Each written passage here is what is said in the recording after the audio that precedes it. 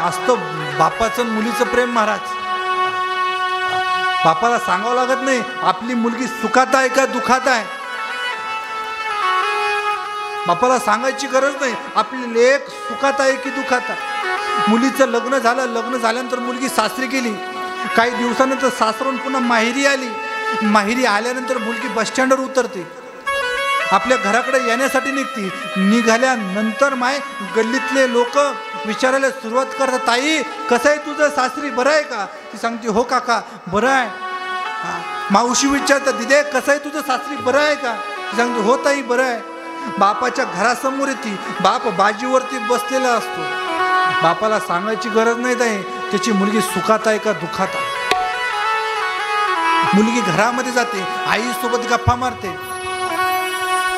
भावासोबत गप्पा मारते आणि संध्याकाळी हळूच कुन बापाच्या त्या ठिकाणी उशाला येऊन बसते. त्यावेळेस बाप विचारतो, सांग दिदे काय झालं? त्यावेळेस ती मुलगी सांगते, बाबा हो बाबा मध्यस्थानी फसवलं आपल्याला. बाबा हो बाबा अहो लग्नाच्या आधी सांगितलं होतं हो याला कवडीचं व्यसन नाही, पण बाबा अहो याला सगळे व्यसन आहे, सगळे व्यसन आहे. बाबा हा दारू पितो, हे गुटखा खातात, बाबा याला नाही ते व्यसन आहे हो, प्रत्येक कोणतं व्यसन नाही याला असं नाही. हा जुगार खेळतो, प्रत्येक व्यसन आहे बाबा याला. त्यावेळेस बापाची खरी जाणीव होते महाराज, खरी जाणीव होते. बाबा मध्यस्थानी फसवला आपल्याला. बाबा एक दिवस याचे मित्र घरी आले, मला सोड्याची बाटल आणायला लावली, मी नकार दिला, कारण माझ्या गळ्यामध्ये माळ होती. बाबा मी नकार दिला, नकार दिला. त्यांनी मला बाबा मित्रांसमोर मारलो हो, मारलं.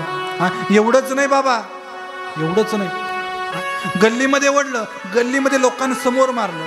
बाबा त्या दिवशी असं वाटलं जगून काही उपयोग नाही, ठरवलं मरायचं.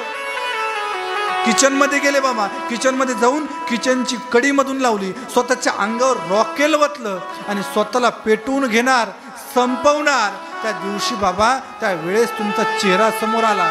त्या दिवशी त्या वेळेस लक्षात आलं माझ्या लग्नाच्या मंडपामध्ये प्रत्येक जण जेवलं होतं, पण बाबा तुम्ही जेवला नव्हता.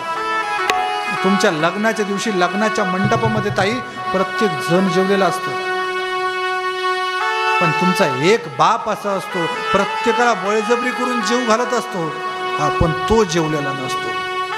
बाबा तुमचा चेहरा समोर आला हो, म्हणून राहिले आणि बाबा निघून आले. बाबा निघून आले. तुमच्या लग्नाच्या मंडपामध्ये जो बाप कधीच कुणासमोर झुकला नाही ना, तो लग्नाच्या दिवशी प्यायच्या समोर हात जोडतो, विनंती करतो, माझी मुलगी साधी आहे, भोळी आहे, माझा काळजाचा तुकडा आहे. काळजाचा तुकडा दिला मी, काळजाचा तुकडा दिला मी, हुर हुर वाटे मनाला, लेक समजून हिला हो आपुली, माया पांघर घाला, बाई माया पांघर घाला. ताई विचार करा दादा, माणूस स्वतःच्या खिशाचा पेन दुसऱ्याला द्यायला 4 वेळेस विचार करतो. ज्या माणसानं स्वतःची मुलगी तर हाताच्या फोडासारखी जपली हो, ती मुलगी दुसऱ्याच्या स्वाधीन करताना त्याला काहीच वाटत नसेल. पुरा मंदी माया त्याच्या काळ्या मेघवाणी, पुरा मंदी माया त्याच्या काळ्या मेघवाणी, दाखविना कधी पुन्हा डोळ्यातल पाणी, झिजू झिजू संसाराचा गाडा हाकला, वटामंदी हासू जरी कणा वाकला, घडी भर तू थांब जरा ऐक त्याची धापर, लई अब घड हाय गड्या उमगा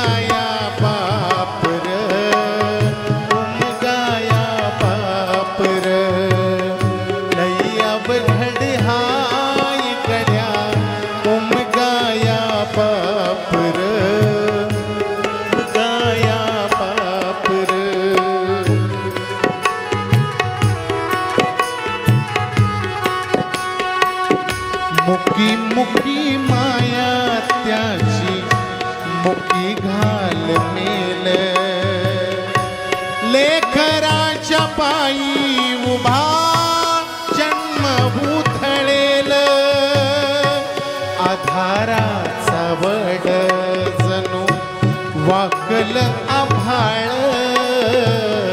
त्याच्या इना पाचोळा जिन राणो माळ जिन राणो माळ घडी भर तू थांब जरा ऐक त्याची धाप र लई घडी हाय गड्या उमगाया बाप र उमगाया बाप र लई घडी हाय गड्या उमगाया बाप र उमगाया बाप र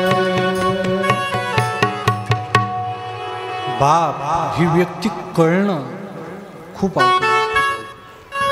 नारळ जरी वरून कडक दिसत असेल, नारळ जरी वरून टणक दिसत असेल, पण फोडल्यानंतर अमृतासारखं पाणी प्यायला मिळतं. असा बाप वरून किती जरी कणखर असेल, किती जरी कठोर असेल, पण माय त्याच्या आतून जो असतो तो मायेचा मुलायाचा गाभा असतो.